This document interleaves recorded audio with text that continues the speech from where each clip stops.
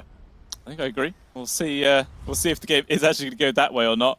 As Oh god. like There we go. Wow.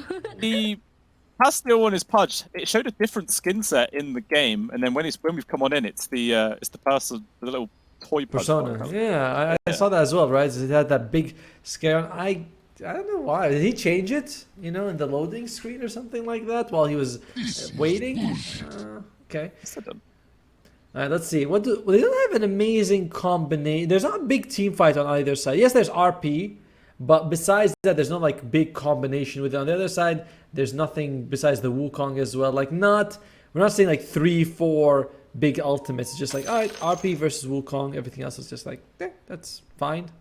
They have good ways of moving the Monkey King around. Skewer, the kick, so you can't get him out of the Wukong if you know where he is. And it's pretty good, especially, like, these are pretty good heroes against the Monkey King. And, oh, I forgot, he's also support, so it doesn't actually matter that much.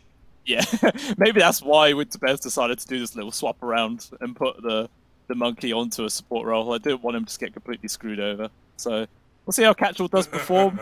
He's not like Grandmaster or anything on it. He is just bronze tier, but you know, sometimes people just don't want to get Dota Plus. You know? They could have played millions of games, just can't tell.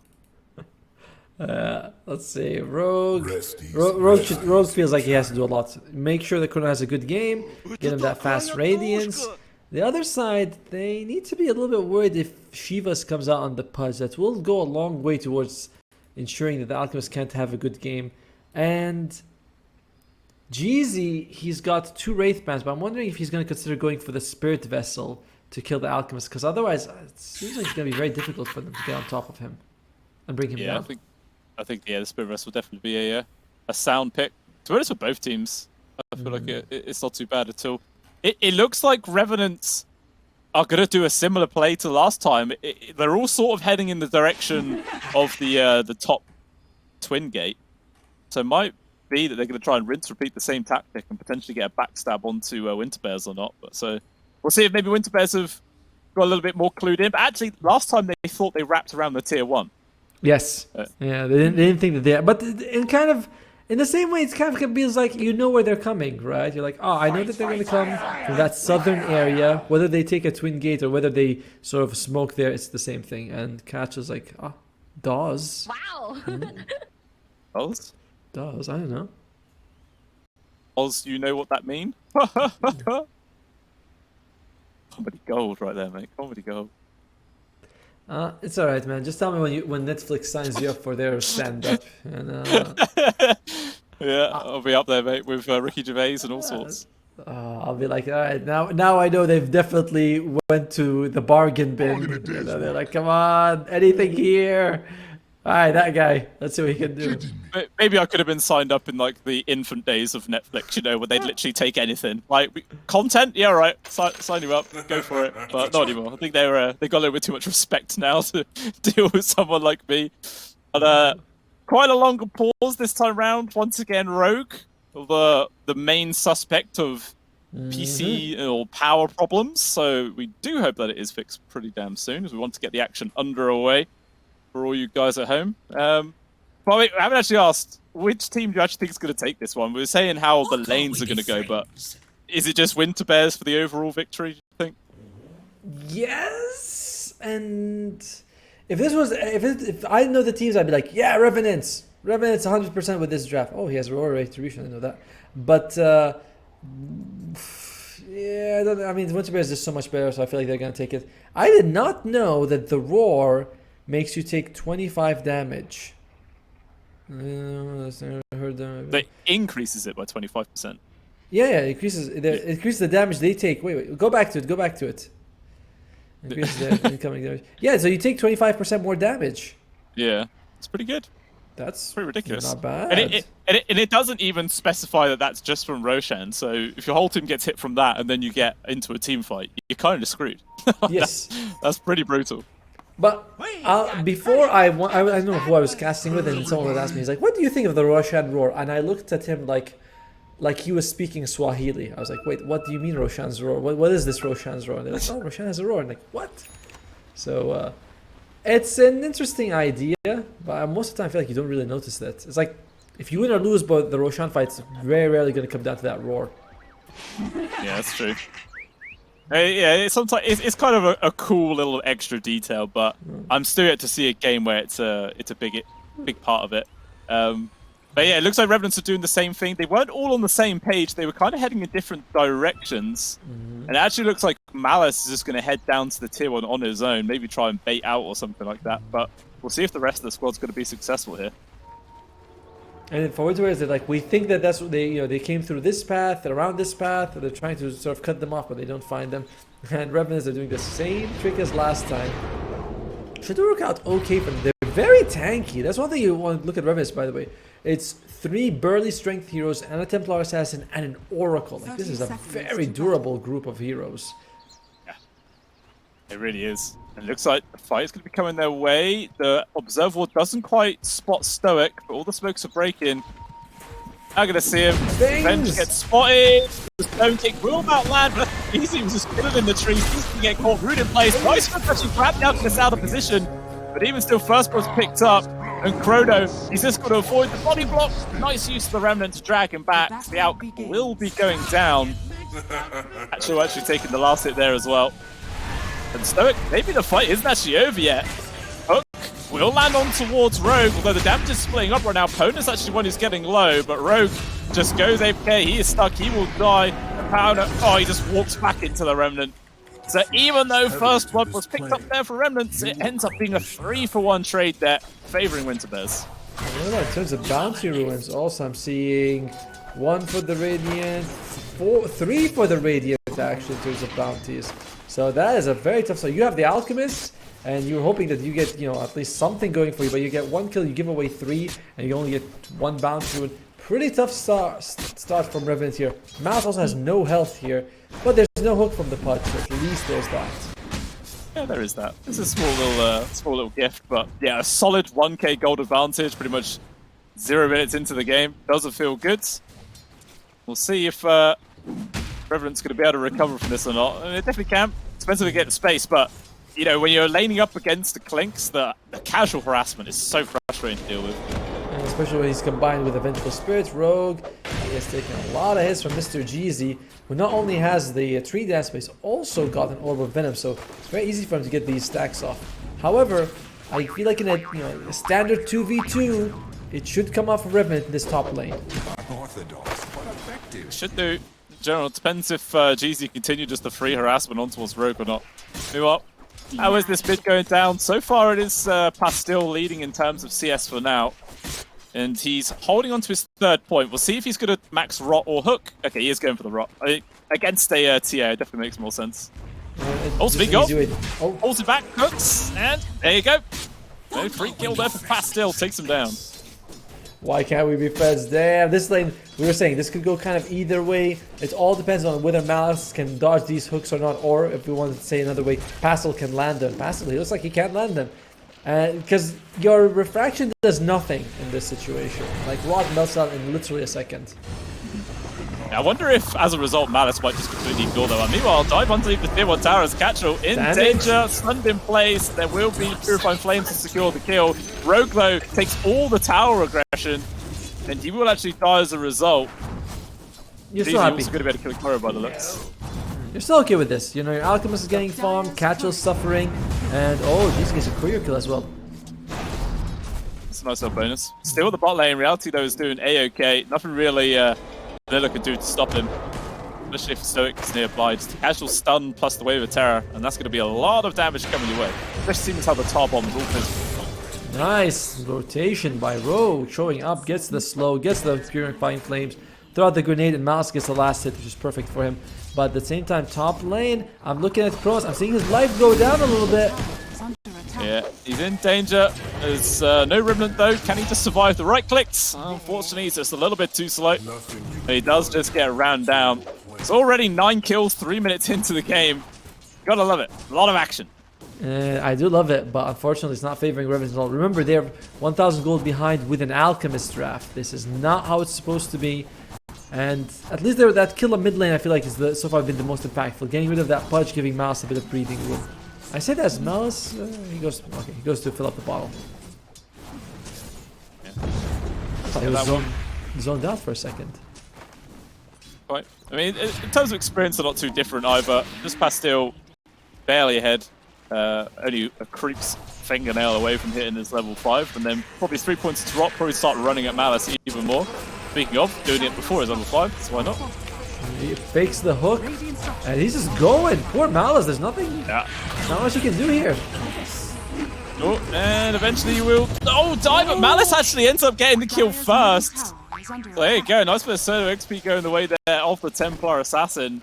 I think Malice popped the refraction just as the hook came out, so he avoided all of that damage. Really good timing there on his part. And to be fair, Jeezy could have thrown the Boundless, but I think he did not want to KS. And that's always that weird feeling, right? I don't want to KS, and then the guy dies, and you're like, I should have just thrown my spell. That's kind of what happened with Jeezy in that situation. But Kazu is kind of soloing the lane here. Jeezy's back. He's got 1 point in everything now, so he's quite scared. It's a decent power spike. Oh, sorry, no Jingle Master. Sorry, two in the jump instead. I'm sure he'll probably put his 4th point into it or something like that. He'll go for that one. It'll be well. Kick. Not by onto the tower, but actually in the mid lane. Yet again, Pastille gets a solo. Gonna get chased after here from the Oracle. Fortune's End from long range. 1 Purified Flames, all he needs, just barely outside the cast range. He's gonna hide himself in the trees. Does Rogue actually guess where he is? Oh, I think he saw the tree die. But he gets the hook on towards the rune, pulls it back up. He's healing up right now, but even so, he's gonna try and run away. He doesn't want to stand his ground, but it doesn't matter. Rogue secures the solo. Well done by like again. This is what we said we wanted to see from the previous game. We said Rogue amazing on the Oracle. He picked the loads where it didn't look as good, but he's putting in some work. Unfortunately, they're still very far behind in terms of CS on every single core. You know, 17. 2 to the 25 and 10, 17-3 to the 26. It's like 21 to 31. Like they're pretty behind. And Rogue, he can make plays, but he needs someone to protect him. He's able to avoid the Eve's Remnant at the very least. Oh, he cuts down 2 of the trees, but unfortunately it was just the wrong one. Well done. At the very least, yeah, he does get himself denied, so that's not too bad at all. That's still fairly worth it for kind of both sides. Like, yeah, Rogue's out of commission, but he doesn't give you anything. You're kind of okay. Unfortunately, TA gets hooked. Nice hook, lands yet again, takes a bit of damage. He's also coming in from Bona, but good block there from Jeezy to make sure the roll does not land on his mid. Instead, there will be a double kill going the way of Pastille. And the D-Ward to boot. He's feeling good. Already with 7 Flesh Heap stacks at the very start. He's going to be a fat boy very quickly. I don't think we were allowed to say words like that anymore. Hook! Another grab. And it's another kill. 8 stacks. And I think we can. In terms of punch, I think it's perfectly okay to call him fat. Like, no one's going to be angry for that one. He's actually going to stand his ground right now. Manfly up against Malice is risky, but he has the Devour already. Tries to stand his ground. Malice, though, another nail just come off the cooldown. 1 hit, make it 2, 3. Not going to be enough. The fleshy damage reduction is enough to keep him going. Catchel there with a long-range Remnant will actually land. He goes to the aggressive hook, but still another melt to the face. Pastille punished for his over-aggression. And Malice tried his best to run away using all the bottle charges. It's just like a ring around the rosies. Actually going to try and fight into him, but Jeezy's here to help on out. And Malice will eventually die. Still worth it for Revenants. You know, like Malice was able to bring 3 people to the mid lane, gets a solo kill on the most farms here in the game. So it is making space for other lanes. The problem is that we're not seeing that space translate to too much. You know, like we're still seeing the Alchemist behind in net worth. Oh, good hook. Yeah, another 3 grab. Owner is dead. Can't get the roll away. 8. How did Pastille not get the charge there? He was already on 8. I know, right? I was like, it's still 8? Because I remember he was 8 before he went for that kill on the TA. So I was like, okay, so it's probably going to be 9 after killing Poner. But Gaben, you know, he's just needs to fix that program a little bit there. Doesn't want to give him another Flesh Heap charge. There's a little bit too many for this early on. Hook, not going to land this time round, but he is just really willy-nilly throwing these out. Why the hell not? He's doing a fantastic job so far. In the Dota 1, you could write this command called HA, which was for hook accuracy. People used to brag about the hook accuracy. And it was like the wrong mentality, where it's like, I only throw a hook if it lands. So it should be like, I should throw a hook every chance I get. And that's what he's doing to Pastille. It's working out. Oh. Yeah, looks going to be the Wukong's use. Revenant will land, drag in, back in. And that is going to be a kill on towards Chrono, taking down the Alchemist. A very nice kill for Finder yet again here for Winterbears. And they're on the hunt. They just walk straight in towards Malice. Waiting to use the ultimate for as long as possible. Doesn't even need it, actually. Going to get the kill regardless. With the regen, it looks like Pastil's going to just continue to charge forwards right now. They might even decide to dive the tower if they really do want to. Yeah, he's going to go for it. Got the initial grab. Followed up for the magic missile. It's another free kill. Maybe Stoke can get caught out right now as Chrono's actually deeping in, but there's a hook available, dragging Chrono back. Does have the unconcoction going. Could be a good kill. Blank humans still, but still feeling tanky enough to walk himself away. But Vanilla's here, trying to get the cutoff. He can't quite get the angle to get a decent skewer. It looks like they're going to have to settle for this kill on towards Stoic. Well, Pastil got another hook in a second or so. And they're just going to go aggressive. Why not? Lands on towards Rogue with the Veil of Discord. It's war control. They do get skewered back into the tower, although but still standing his ground once again with the ult. Vanilla's going to die. Gets him a double. Cheesy jumping in. Two supports here for the side of Winterbears, making the action happen. But Chrono wants to try and get a counter kill. There is a magic missile available here for Stoic. Chucks over towards Pona, but actually it still gets cast either way. The nice double stun. stuns trying to keep themselves alive, but he ticks out to the urn. So, again, I don't really know who comes out on top there. People just dying all over the place.